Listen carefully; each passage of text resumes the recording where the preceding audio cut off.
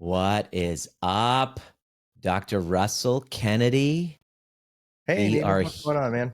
we are talking about trauma bonds. And I got Exciting. to admit, when I first met you, um, I was involved in a trauma bond Yes, you and I were. didn't know what that was. And it was thanks to you and our friendship that I was able to unravel. And now my mess is my message. Now you're Russ, flying, man. what's a Now you're trauma crushing it. bond from a neuroscience perspective? Like, how would you Yeah, describe a trauma bond? yeah. This is funny because we're mind, body, and spirit. Not to go too woo on you right off the bat here, Right but off we're the mind, bat, body, let's and go. Let's spirit. go right off the So bat. trauma Woo. bond is one of those things that it's hard. It's really hard to define these things neuroscientifically. I can tell you about the sympathetic nervous system and the fawning reaction and all that, which you're a great expert on. But Mm-hmm. it's really about what was your model for relationships when you were a child, Mm-hmm. and how are you recapitulating that model in your adult life? Like when I go Yeah. to your overview thing and you said like, same person, different haircut, right? Like we get into the Mm-hmm. same relationship Mm-hmm. over and over again. So, how do you define trauma bonds? I throw Well, it back to you. that's a really great question because when I was trying to unpack my last relationship and just figure out what the fuck happened, I uncovered this word, and whenever you hear it in popular in social media nowadays, it's very black and white. In psychological terminology, they Mhm. talk about an abuser is abusing the victim, and then the victim is making excuses, and they're going through all of these cycles of abuse, and one person's the villain and the other person's the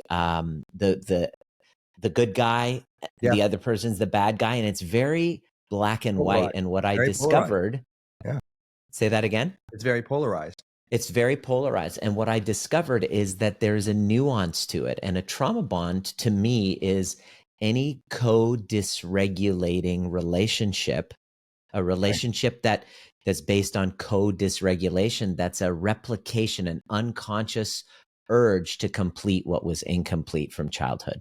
Yeah. And I was reading something yesterday about how adolescents, have this contagion, especially females and eating disorders. So it doesn't have to be a romantic relationship, but eating disorders in dorms spread like viruses because it it Wow. is it is kind of it's a replication of something, and we so badly want to connect, and that's basically where trauma bonds come from.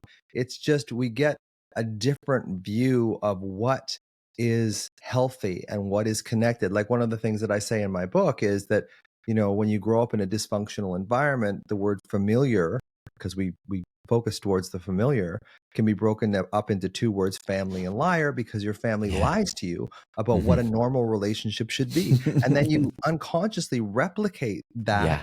in your adulthood and you don't Yeah. see it. That's the thing. And that's Yeah. why it comes down to like same person, different haircut when we go to your overview and you talk about this stuff. It's Yeah. so poignant It's that that's exactly what unconscious. happens. Yeah. And And it's and the automatic. way that it looks, when I was really looking into this, it's highly volatile. There's a push and pull dynamic to it. It's a come close to me. Oh my gosh, I need my space. And what'll end up happening is, you know, the one side's highly polarized, that you meet somebody and it's like it begins with pedestalization and love bombing. Oh my God, you're the greatest thing, is extremely It's seductive. highly charged, Yeah. sexualized. It's like love at first sight. And then what'll happen is that love bombing honeymoon stage is filled with dopamine and fantasy. And then there's a trigger that happens. There's some sort of a conflict, an activation from childhood that comes up that sends one of the two into a alarm, your word, and Mhm. fear of engulfment or fear of abandonment, kind of fear of engulfment, which is fear of being consumed, kicks in, or fear of abandonment. Oh my gosh, I'm going to lose you, kicks in. And then that love bombing, there's an abrupt transition from love bombing to devaluing, what was once pedestalized, you're the greatest in the world, to you're not what I thought you were. And there's a push away, I'm out of here, discard, and this really deep, painful wound of fear of abandonment that comes up, that slowly then over time cycles back to the love bombing, then the devaluing, then the discarding. And the trauma bond happens from the abrupt transition from love bombing to devaluing. And what I think the abrupt transition comes from is in the first 6 to 12 weeks, there's a whole whack of oxytocin when you get into this, you know, you want to spend every moment with them, you're phoning them, you're texting them 15 times a day. You know, there is this huge rush of oxytocin when it comes up, and it's very seductive because when you have that oxytocin dopamine kind of cocktail that goes in your system, nothing else really matters at that point. That's right. So, but what happens, I believe, is at 6 to 12 weeks, that oxytocin, that kind of drug, falls away, and then your background attachment strategy comes up to the forefront. So if you're an avoidant attachment, you'll be like, this is way too much for me. I'm getting engulfed. Or if you're an anxious attachment, it's like, I'm so attached to this person that I'm a fear of abandonment. And then when that drug, that oxytocin cocktail, drops down in our system, we come back down to kind of a baseline state. Reality kicks in. And I think that's when the cycle really, I mean, the cycle begins with the oxytocin, with the love bombing and that kind of thing. But you know, that's a necessary step that creates this sort of angst in someone. It's like, then they start questioning, am I getting too close to this person? Is this person getting too close to me? And then that's when all the stuff starts to really kick in. The dysregulation actually was happening from the get-go because of the fantasy. And so the question that I have, I'd like, you know, I'm kind of taking this in a really interesting direction because I love teaching about this stuff. Where does this fantasy come from, Russ? Dr. Russ. Excuse me, you know, Dr. Russ. My childhood was typical. Summers in Rangoon. Where does the fantasy come from? Where does the fantasy come from? Because that's where it all begins. I think we're all hardwired for connection. And when our connection, when we're younger, is kind of bastardized in a way, like when we're too attached to a parent in an unhealthy way, like when we're fawning over a parent, when we're looking after a parent, that becomes a program that gets fixed in our psyches and our neurology, and we will want to reproduce that program. There's a tremendous desire. There's a tremendous flash of neural hormones, neurotransmitters, when we see the vestiges of what we used to have or perceived that we had, or we didn't have, or we always wanted. Yeah, but I think almost on an evolutionary basis, there is this compulsion that we have to connect to other people. We have this social engagement system, you know, eye contact, tone of voice, prosody of voice, body language, facial expression. We have this thing in our system that is so tuned to connection that we want it. And I think in a way, the more traumatic the childhood, the more seductive the desire to replicate it. Yeah. What I've observed in my when I'm working with our participants is fantasy is what was created in childhood as a form of kind of self-regulation. So when we had, as you're describing, this childhood where we have this complete disconnection from family, from love, and we're feeling so alone, it's almost like the childlike part of us escapes into fantasy as a form of self-regulation. And then it gets reinforced by all these freaking Disney movies and romance novels and what we expect. And a woman expects this knight in shining armor to come in and just completely rescue her and cherish her devotionally. And a man, fantasizes about this beautiful kind of feminine, I'm talking, heteronormative fantasies here. You complete me. Yeah, we have you mini me, you complete me. We have Jerry Maguire and all these movies that are all this experience of one day in order for me to cope with this really challenging environment around me, I got to escape up into my mind and come up with these fantasies, these Mhm. kind of experiences to help me regulate. And then unconsciously, we go into these relationships and we look at these people not for the reality of who they are, but we snapshot them as this character, and it's not with them that we're in a relationship with. We're in a relationship with the fantasy. This is what came up in my family trial last year, which was really like relevant, and as I was, in the kind of completion of breaking free from my trauma bond, we went to family court. As I was listening to her testimony, I was like, holy crap, she wasn't in a relationship with me. I wasn't in a relationship with her. We were both in a relationship with a fantasy. And that comes from the pain of our childhood, as you were And I describing. think that's why people stay in those relationships too, because Hmm. there always is, you don't know him like I do, Yeah. when he's like Yeah. this, he's great. So Hmm. there is this selective, this sort of natural selection, to use that term, of Hmm. looking towards the positive parts of Hmm. each of us in a trauma bond. And to be clear, there's trauma bonds in everyday relationships too. Like it's Yeah. not It's like it's not like just one or the other. all You abuse. know, Yeah. I think It's we all have. friendships can happen. Yes, absolutely. And I think once we have a relationship, there's elements of trauma in that, because I don't think there Hmm. is a childhood without trauma. It just Hmm. happens. Now, if you have an attached, attuned parent, they can help metabolize that for you. But if you don't have that when you're younger, I think that you're kind of destined to act out those trauma bonds over Hmm. and over and over again until you become aware of them. And I think that's one of the Yeah. things that you teach is like, how do you become aware? So maybe we should talk a little bit about that. So how do you know that you're in a trauma bond? That's a great question. Um, you and I started in a trauma bond. Yeah. My friendship with you. I mean, think about it. It's a bonding through trauma. We are commiserating through challenging times, and most Co-ruminating.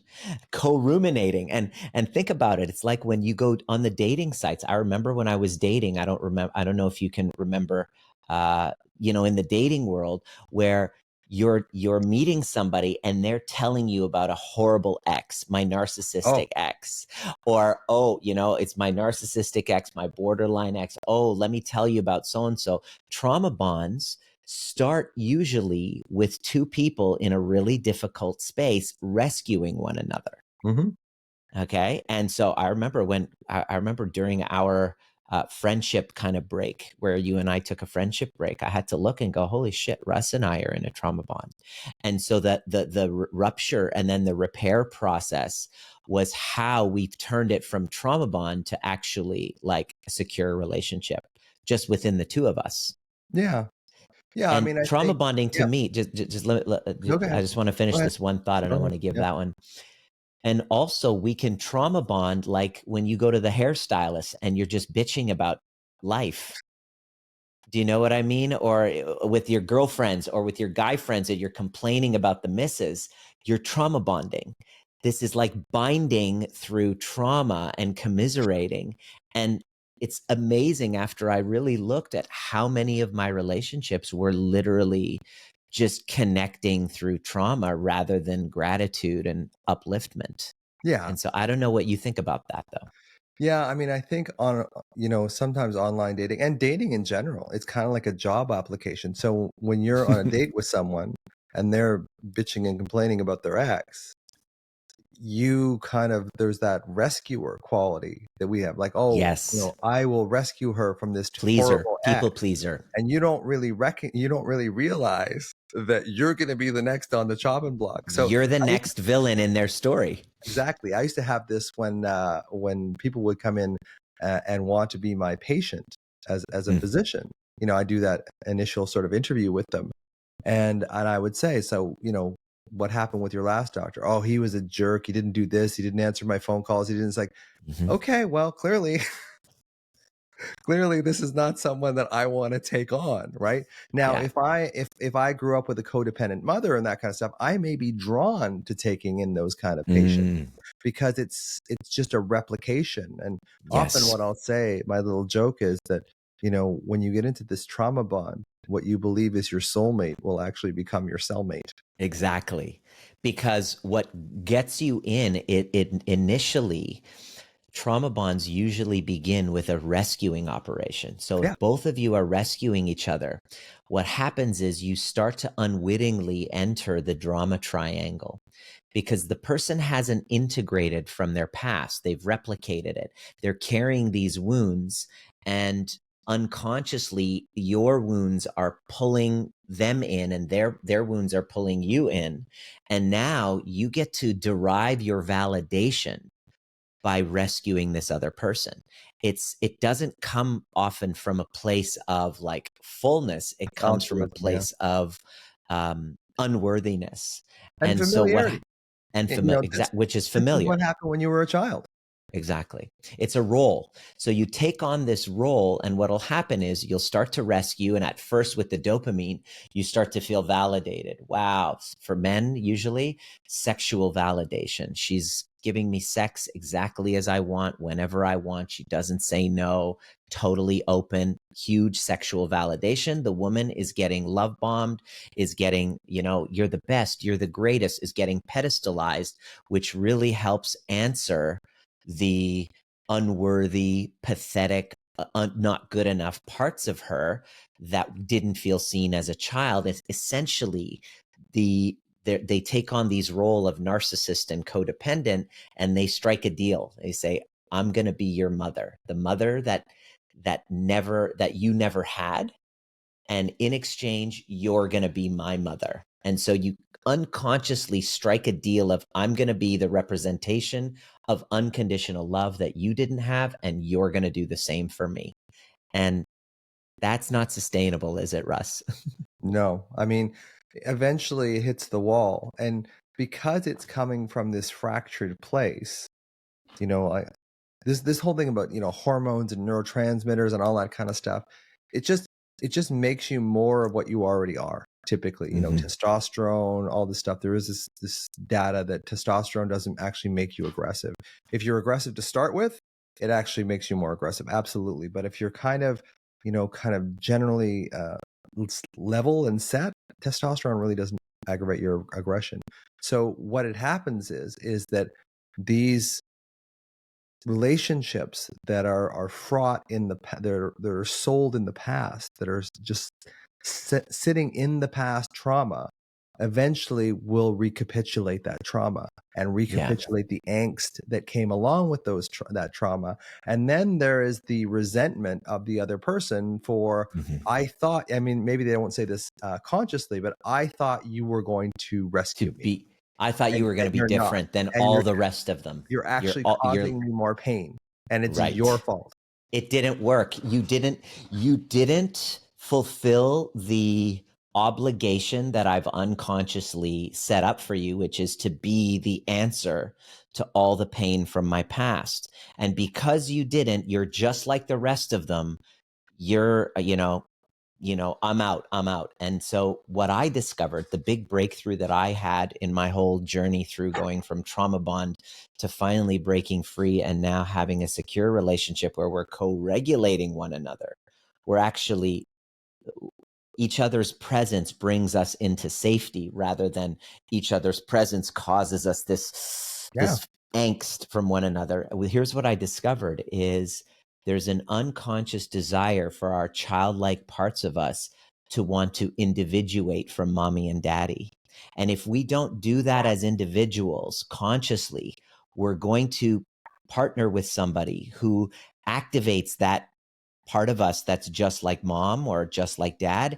And we're going to try unconsciously to cast them out of our lives, to try to divorce ourselves. In other words, we're using our partners to divorce ourselves from mommy and daddy. And if we don't, and we get rid of them, but we didn't do the work to divorce ourselves from mommy and daddy, the next relationship, it's the same Same thing. damn thing. Yeah, same thing. So here's something that I've heard you say. It's like, you didn't pick the wrong person. They're just the perfect match for your wounding. 100%. And what shifted it for me was to actually start to reframe relationships. And So now acknowledging your yes, story. Yes. 100%. So it's like, all right, so trauma bonds, they're happening. They're more common than we think they are. It's what causes a lot of anxiety in men. They don't even realize it. It looks like codependency. It looks like push pull. It looks like avoidance, anxious dance, never ending conflicts, arguments that keep happening, dissociative rage. So what do we do if we don't first and foremost, number one, acknowledge our side of the story? Stop pointing the finger at the other person and just really start getting into your body and acknowledging all of the pain, all of the wounding, like embodied, and just acknowledging the pain that we're going through. That's hard though.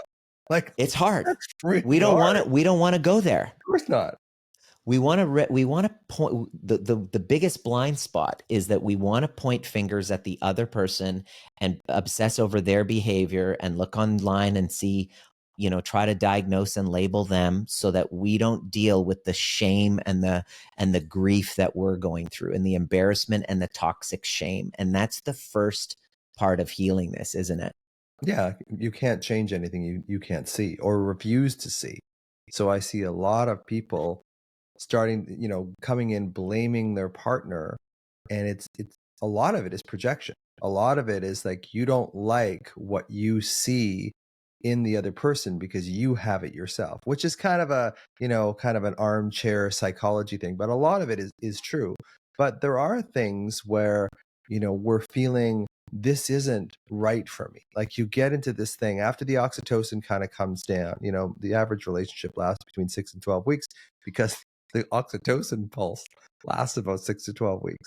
So when this drug, essentially this oxytocin, fades away, you're back into that same place before where you're disillusioned, you're recapitulating your past. And I think there's something existential in that when you do the same thing over and over again and it causes you pain.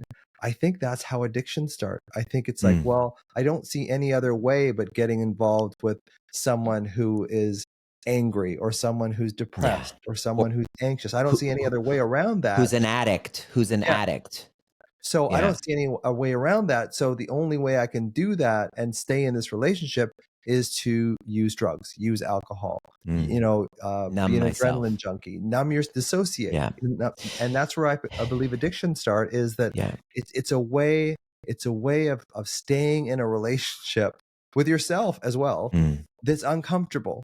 So rather than dealing with the underlying thing, which is what we're saying, rather than having the awareness of going back and going, okay, this is the pain that I went through when I was a child. I don't want to have to go through that. So I would much rather, insert addiction here, or focus on the other partner's behavior. And that's an addiction too. That's an addiction too. Because if you look at the neurology of that, when you start gossiping, when you start pushing something onto somebody else, there is a temporary cortisol rush, there's an adrenaline rush, there's a dopamine rush in our system that alleviates that pain that we feel ourselves. So this is why I think what's happening in the States is that they're not really interested in governing. They're just interested in insulting the other side because there's this politics, tiny addictive little charge that we get when we start pointing the finger at somebody else. But it doesn't last. It's another addiction. Right. So the bottom line is seeing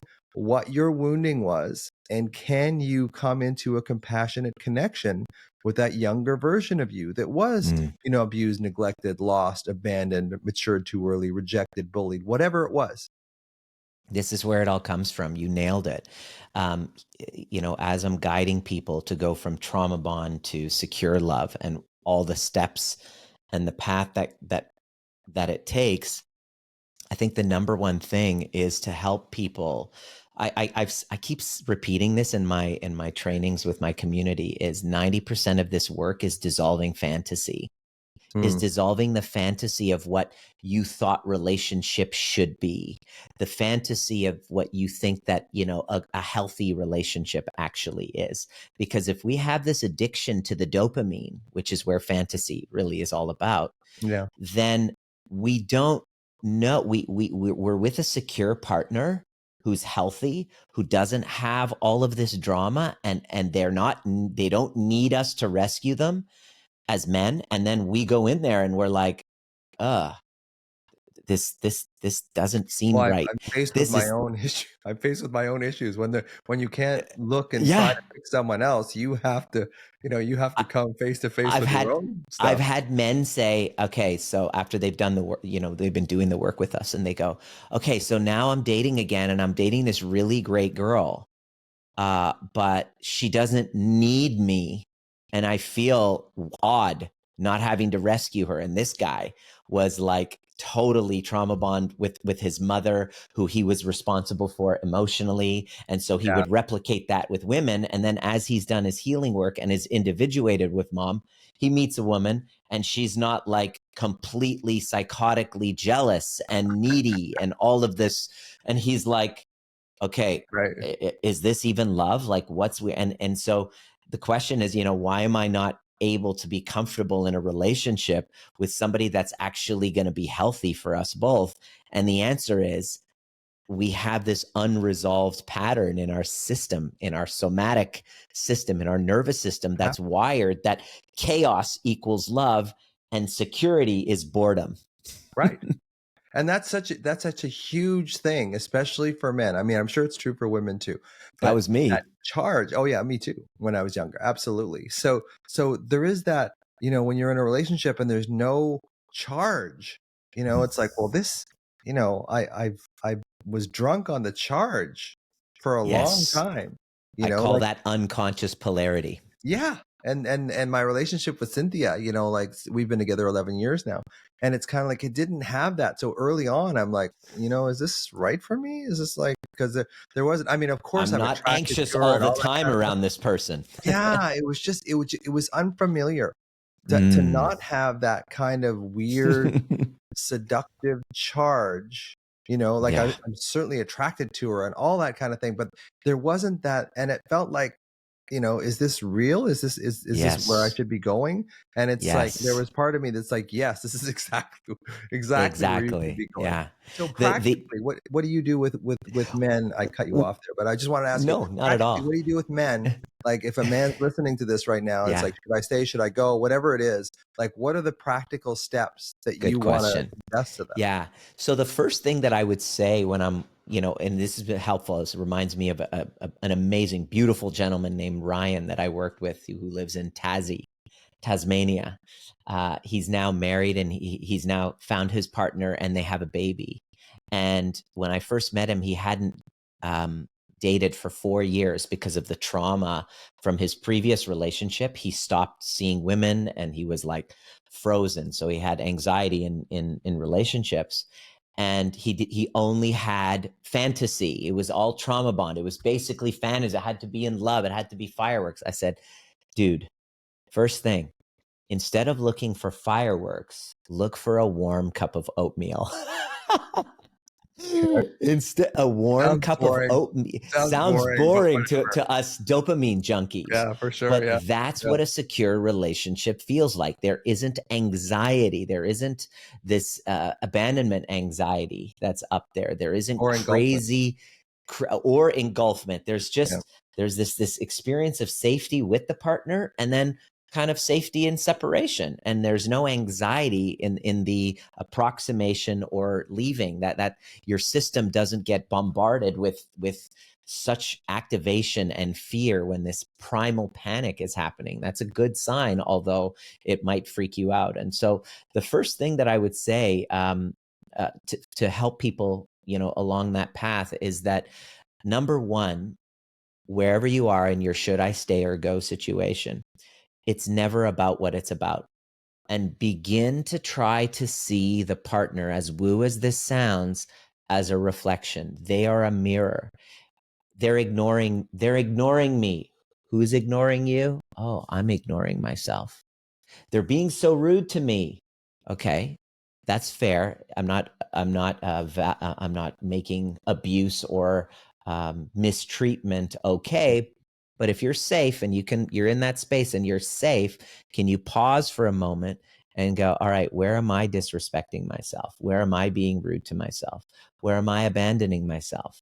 Where am I begin in this process of unwinding from the trauma bond? One of the first things I tell people is begin to start to see them as reflecting you. If they're not giving you space, who's not giving you space? You're not giving yourself some space.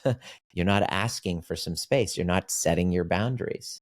If they're rejecting you, who's rejecting you? Oh, I'm rejecting myself. Start to look at the other person as a reflection, as a mirror. This really challenges people right away, but this is a very good kind of beginning. I mean, this is going to take a while. It's like a recovery of an addiction, but Right. that's a good place to begin. Where would you go from there? Well, yeah, I think it is an addiction. I think the fantasy is an addiction. Almost by definition, addictions are fantasies. Mm-hmm. So, they're an escape. And it's just like, can I start putting out some energy into the world where I'm not looking for my mother? I'm not looking for, the love that I never got from my dad, the validation, whatever. Freud has this concept of repetition compulsion, basically what was normal for you in childhood. And that's what I suggest to people. It's like, what was normal for you in childhood? Did you have to look after your mother? Was your dad abusive? Like, and how did you feel at that time with those things? And how are you replicating that same Mm-hmm. feeling in all your relationships? And just really, because unless you can become aware of it, my little catchphrase is, unless you see it, you're destined to be it. Right. Mm-hmm. And then we just keep doing it over and over again. So I think That is the first step. yeah. And men typically aren't really all that crazy about becoming aware.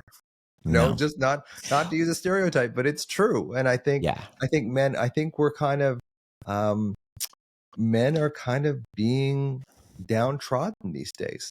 And Mm-hmm. it's one of those things where I think we will start coming together now, because we are, in a way, an endangered species. The sort of the masculine man, that sort of Mm-hmm. takes control of things and solves problems and that kind of stuff.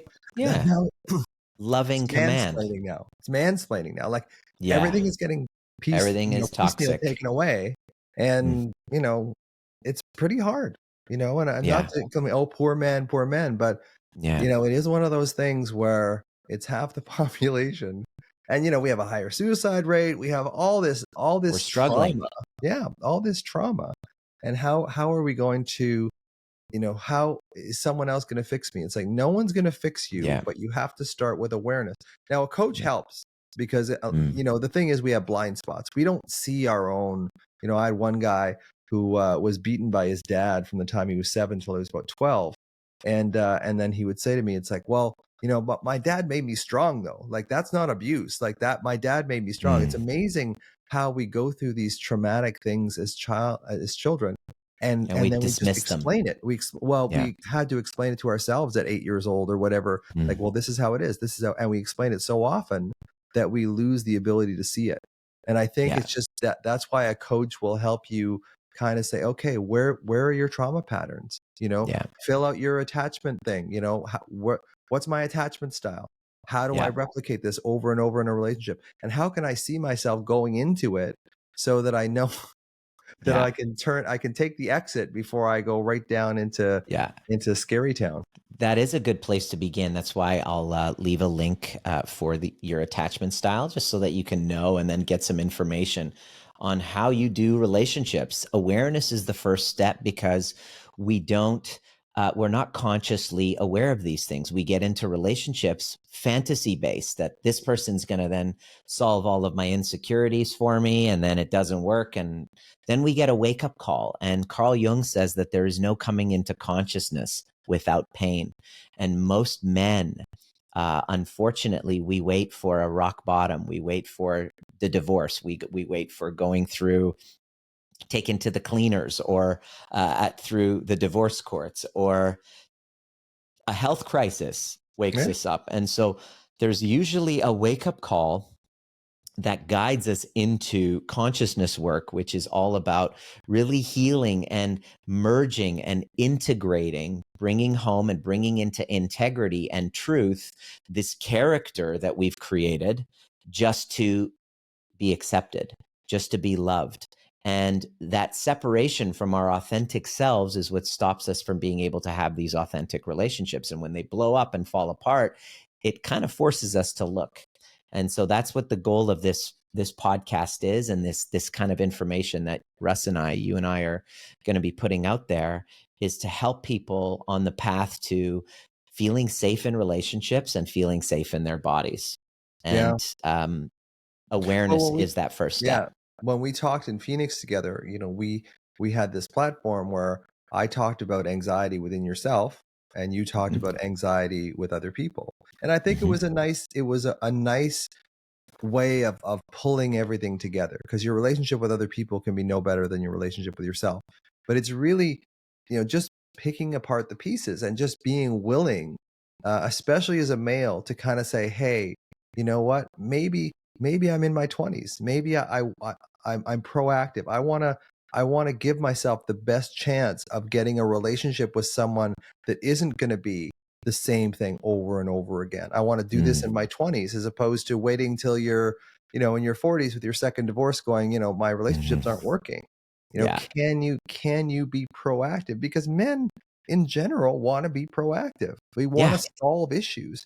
But if Yeah. you don't know that there's an issue there, and you're just automatically, by the default mode Mhm. network in your brain, falling into the same pattern over and Yeah. over and over again, first you've got to see it and be brave enough to see it and be courageous enough to take some action on it and Yeah. say, okay, I want to move forward with this. Join a men's group, find, Getting help, join getting some sort cycle of breakers. help Yeah, to, find something. yeah. Don't just bumble through life on your own, because men have this idea that they can handle everything on their own, and Mhm. you can't. Like, you Yeah. can't do it. We're not meant to do it alone. Yeah. No. And that's the key, is we aren't meant to do it alone, but no one can do it for us. And there is a place, when you're feeling this angst within your relationships, and you're recognizing, oh shit, I'm in these trauma bonded situations, this push pull dynamic, and I'm successful in other fields. I just Monetarily. don't, yeah, maybe monetarily, but Yeah. you don't have richness within your relationships. Can you really have true success? And this is what I had to realize. So if you're kind of stuck in that push pull dynamic, should I stay or go? Not feeling safe in your body, and kind of operating from this fantasy. Maybe someone's going to be there, and you're just waiting for that person, or you know you're in this volatile situation, or you're actually just completely numb and dissociated. Just know that it's not your fault. You haven't yet learned. It wasn't part of our training, was it, Russ, to learn how to become trigger proof, to learn how to work with these activations in our body and create that safety, and then create and communicate in a way that has another person feel seen and heard. But you can learn, and it's totally possible, and you can feel that safety again. I'm living proof of it. So are you. So If am I. two knuckleheads like us can do it, well then, Yeah, and I think anyone can. it's just the commitment to yourself. It really is. Like, it's a commitment to yourself. It's a commitment to move away from the alcohol, move away from the porn, move away from all these distractions that allow you to just eke your way through life. Because, Mm. you're 50 then, and you're like, what did I do? I lived in my head, I lived in my addictions. I didn't really live in the feeling aspect of my body and my relationships for all this time, and I feel like I wasted my life. And I hear that a lot from men, and Mm. men who are very successful financially, and Mhm. just like, but I can't seem to maintain a relationship. I just can't seem to. And I think if you can't maintain a relationship, it doesn't matter how much money you have. And I think Yeah. that's the other thing that as men we look at. Like, if someone's very successful and they have all these cars and these houses and stuff, they're going to be happy. And I think most people aren't. I used to have a joke Mm. on stage about if you're poor and depressed, okay, because that's fair. But if you're rich and depressed, you're screwed. Because there is no way out of that. Like, you can keep Yeah. trying to buy yourself out, but you're not going to. So it's really having the courage to say to yourself, I need to do something differently. Yeah. This is exactly, I know people are sick and tired of feeling that disconnection with themselves, wondering if they should stay or go. Having tried kind of cognitive therapies and talking to someone, counselor or therapist, is super duper helpful, but it doesn't, if we're not really delving deep into our vulnerability and then really seeing this as a collective issue, we're living in toxic shame. And so there is a path forward if you're, people ready to kind of resolve toxic shame and not live by it and keep wearing a mask. That's exactly why I'm that's exactly why I teach what I teach now.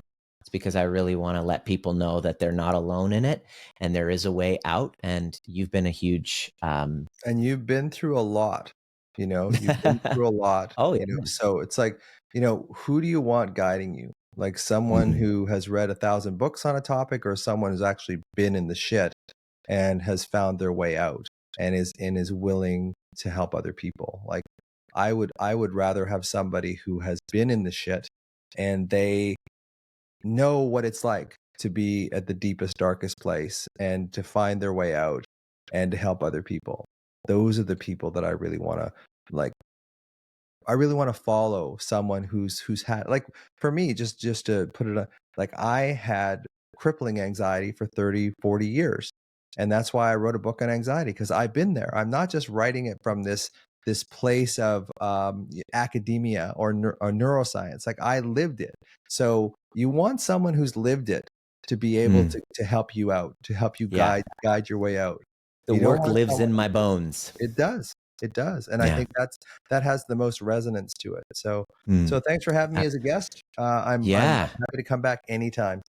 Absolutely, brother. For those of you that are ready to break that cycle and really delve deeper into this topic, I'm doing a workshop Friday the 16th, and I'll be covering uh, where trauma bonds come from. We kind of skim the surface right now, Russ and I, but we're actually going a lot deeper into the origins and how to recognize, is it love or is it trauma bond? And then I go into some case studies of people who've gone from trauma bond to secure love when they didn't really know what it was, and some kind of practical somatic exercises and some Q&A over the topic, so that you have a path moving forward to go from this push-pull dynamic to feeling safe in your body and safe with another person. So the link is below, and I really look forward to seeing you there. Russ, thank you so much, and I'll see you on a future episode. And We're as going you to have you say, back. we'll see you at the next perfect time. Bingo.